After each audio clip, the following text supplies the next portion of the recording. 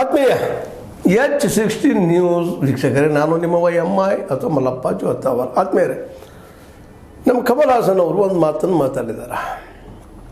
ತಪ್ಪಾಗಿದ್ದರೆ ಕ್ಷಮೆ ಕೇಳುವೆ ಅಂತೇಳಿ. ಅದು ತಪ್ಪಾಗಿಲ್ಲ ಇವ್ರದ್ದು ಅಂಥೇಳಿ ನಮ್ಮ ಕನ್ನಡಿಗರು ಸಹಜವಾಗಿ ಪ್ರಶ್ನೆ ಮಾಡೋದು ಸಹಜ.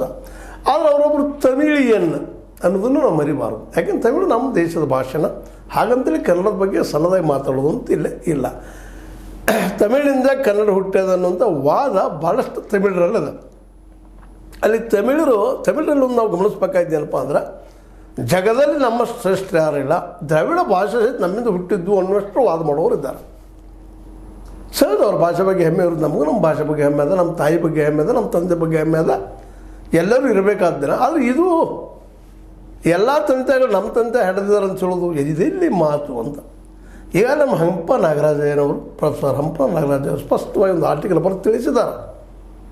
ಅವರು ದ್ರಾವಿಡ ಭಾಷಾ ತಂದಿರೋರು ತಿಳಿಸಿದವರು. ಯಾಕಂದರೆ ವಿಶೇಷವಾಗಿ ಈ ನಮ್ಮ ಹಂಪ ನಾಗರಾಜಯ್ಯನವರು ಈ ನಮ್ಮ ದ್ರಾವಿಡ ಭಾಷೆ ಬಗ್ಗೆ ಒಳ್ಳೆಯ ಅಭ್ಯಾಸ ಮಾಡಿದಂಥ ಮನುಷ್ಯರು, ತಜ್ಞರಿದ್ದಾರೆ, ವಿದ್ವಾಂಸರಿದ್ದಾರೆ. ಅವರು ಸ್ಪಷ್ಟ ಹೇಳ್ತಾ ಇದ್ದಾರೆ, ಇಲ್ಲಪ್ಪ ಇವು ಸಹೋದರಿಯರು. ತಮಿಳು, ತೆಲುಗು, ಕನ್ನಡ, ಮಲಯಾಳಂ ಇವೆಲ್ಲ ಸಹೋದರಿಯರು. ದ್ರಾವಿಡ ಭಾಷೆ ಮೂರಿಂದ ಬಂದಿದ್ದು. ಆದರೆ ಇದನ್ನು ಕೆಲವೊಂದು ತಮಿಳು